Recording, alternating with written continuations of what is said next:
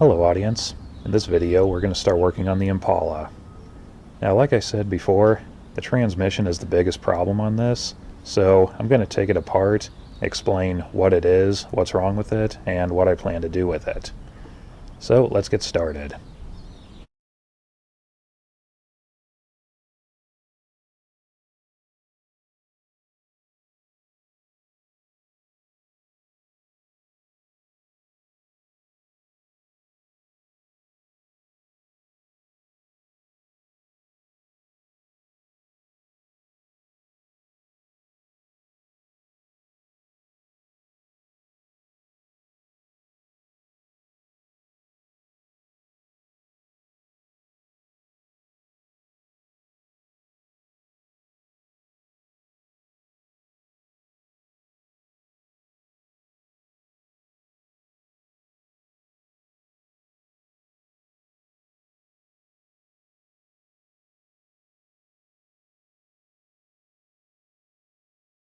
And here's the transmission.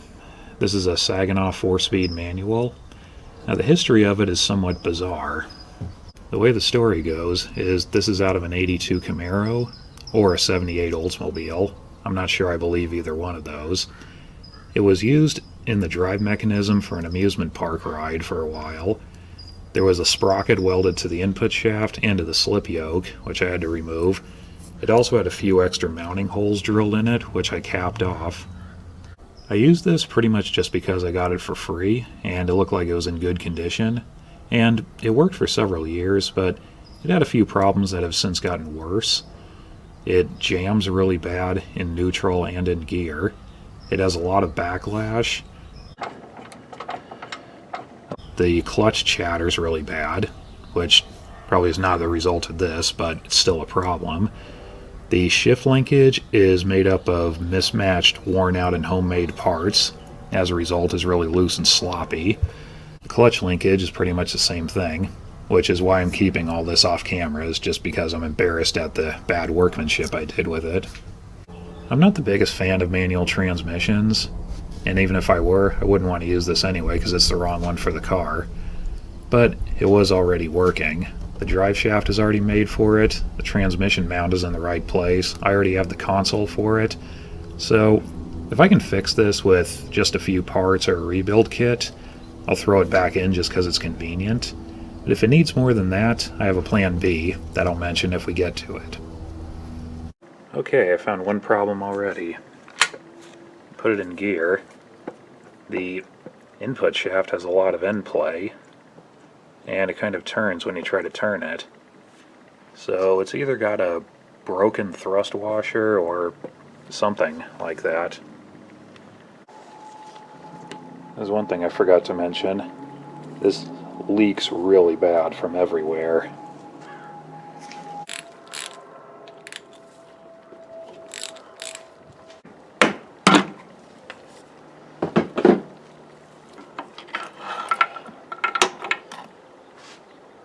Well, everything else looks okay, but this is definitely not normal. It looks like the input shaft is loose on the bearing. Okay, when I took this off, these fell out, which I think this started out as one piece, and I think it was a snap ring that was holding the input shaft to the bearing, because it's not doing that anymore. In fact, you can take the bearing off. The bearing's got a little bit of wear to it.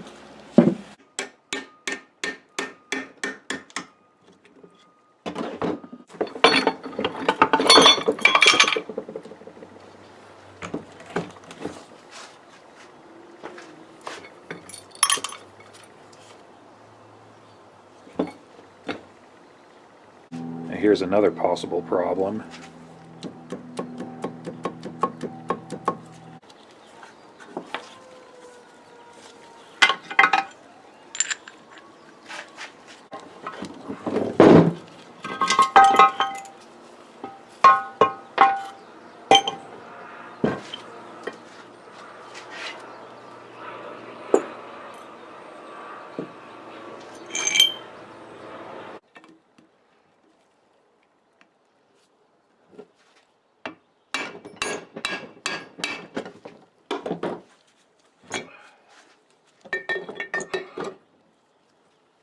Alright, next problem is I think there's supposed to be a snap ring on here that holds this on, but it's gone.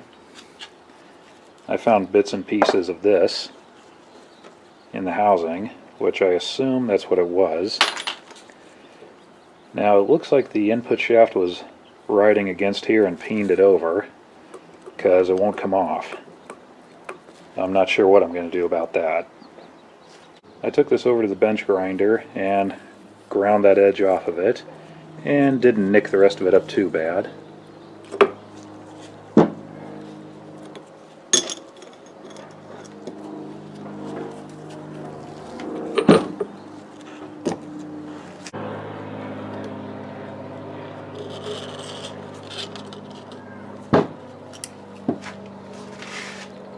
Now that's how the snap ring is supposed to look.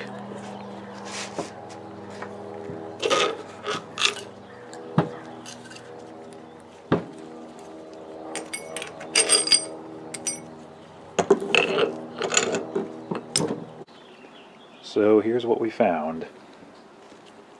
Now surprisingly, the input shaft, even though it was loose, didn't seem to be damaged at all.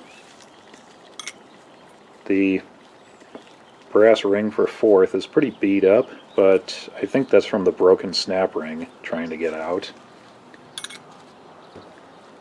The first, second speed hub, this thing was broken off and was just laying there. Other than that, it looks okay. In fact, all the brass rings look pretty good. They all have some wear on the back of them like this, in different amounts, but I expected these to be just completely gone. The forks, they have some noticeable wear to them, but they still look pretty good. Now this is one big problem that I found. This is the first, second assembly, and the sleeve is really loose on the hub.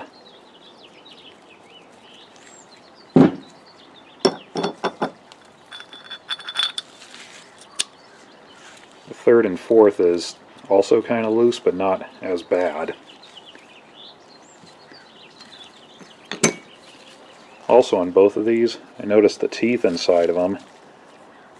Now in the middle it's recessed, but on the ends, I don't know if you can see it, but right at the end of each one they're worn in a little bit. And that gives it some backlash even when it's in gear. And the third, fourth one is the same way, which explains why it had backlash even in fourth gear. And here's both of the hubs and sleeves on the output shaft. Now, you can probably see just how loose this is, which cannot be right. This one, for first and second, is even worse. And the hub is actually loose on the shaft. So I would say at least this sleeve and this hub need to be replaced.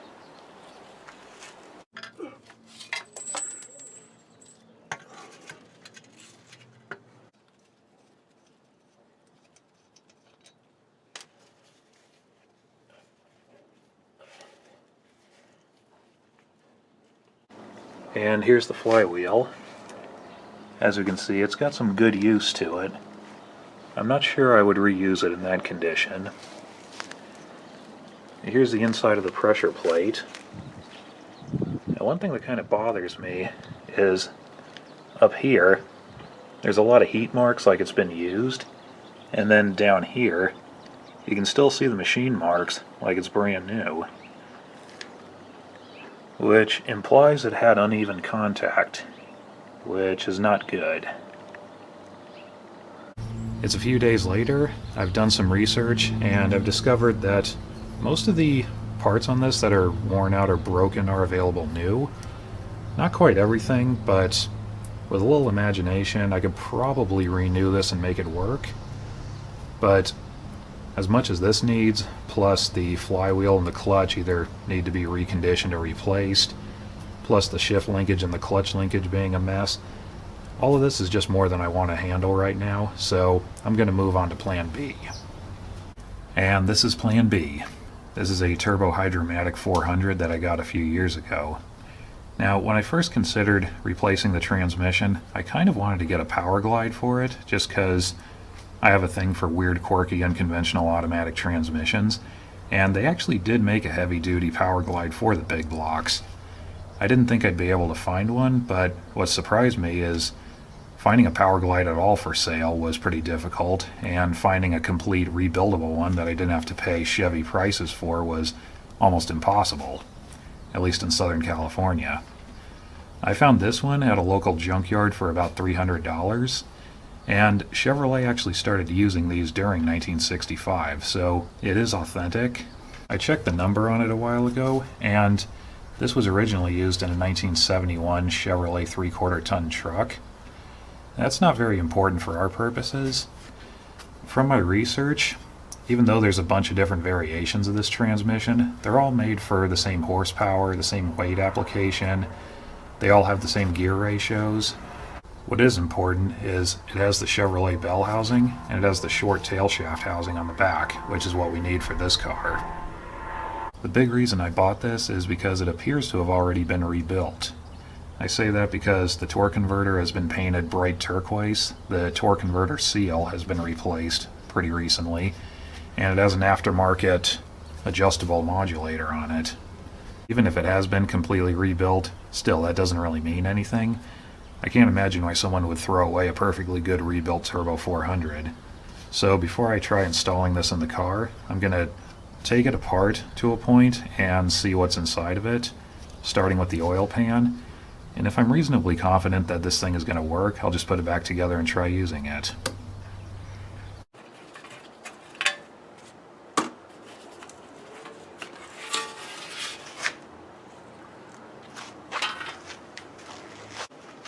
Okay, it looks fairly clean inside. There's some water that got in the fluid. I think that's from it setting around. But it's still pretty clean. The fluid's not dark brown. There's no chunks of metal anywhere in here. The filter, and presumably the bolt that holds it in, is missing. The pickup tube is here. I think there's supposed to be a wire going from here to the plug, and that's gone.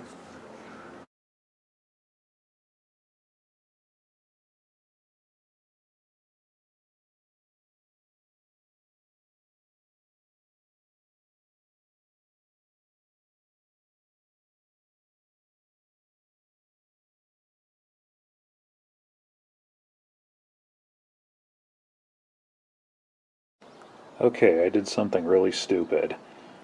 When I was taking the bolts off for the valve body, I left every bolt in place so I wouldn't mix them up, just in case they're all different. Then, when I lifted the valve body off, I turned it over to examine the inside of it, and all the bolts fell out.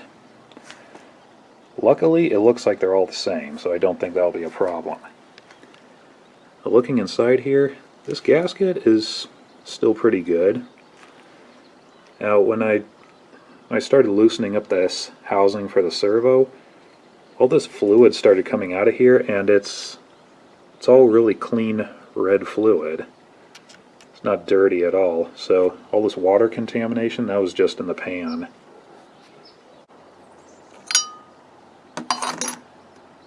I'm no expert on these, but this looks like a nail here. I don't think it's supposed to be that way.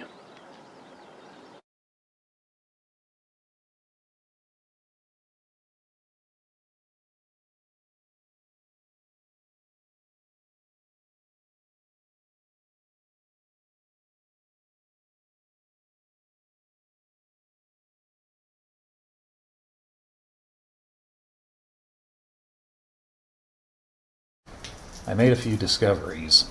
Now, when I took the valve body off and looked at this, it looked like there were a few locations where there's supposed to be a check ball, but there isn't. So I got out the specifications and looked, and Come to find out there's actually 3 check balls missing in this. One missing here, one missing here, and one missing here. At first I thought that was due to incompetence of whoever put this together last time, but after a little research I discovered this is actually some old trick to make them shift harder. So, looking around a little more, I discovered the valve body has also been modified. Now, this is supposed to be a passageway that goes into here, and it's been capped off, which apparently is another common modification people do to these. So this has definitely been modified to shift differently than it did originally. Now, at first that kind of sounds like a selling point, but it bothers me for 2 reasons. One, I don't know exactly what they did to this. If it's been like reworked a little bit so it shifts a little bit harder so the clutch discs don't slip as much, I probably wouldn't mind that. But if it has some kind of Hot Rod Pro Street shift kit in it where it shifts so hard it feels like it's going to beat the car to pieces, that's a problem. I don't want that. The other reason is whenever somebody modifies this stuff or builds in aftermarket parts, not all the time, but a lot of the time, they can end up building in problems and not even knowing it. Now, still, there must have been a reason why somebody threw this away. The good news is, I would say this has definitely been rebuilt, or at least somebody went through the trouble to take it apart and clean it, because I didn't clean any of this, I just drained the fluid out of it and kind of wiped it down a little, and there's no way this thing's been assembled for the past 50 years. I've seen automatic transmissions like 10 years old that are way dirtier than this. Now the fluid was a little bit dirty, and inside the servos there was some buildup of like clutch material. So that means either somebody put a lot of miles on this after it was rebuilt, or the clutches were slipping really bad. I'm going to leave this alone for now and spend the next couple of days researching this stuff and see if I can figure out what else has been done to this and if it can or needs to be undone. And if I think I can save it, I'll buy some parts and reassemble it, and then we'll see what happens. So anyway, that's it for this video. Thank you for watching, and we'll see you next time.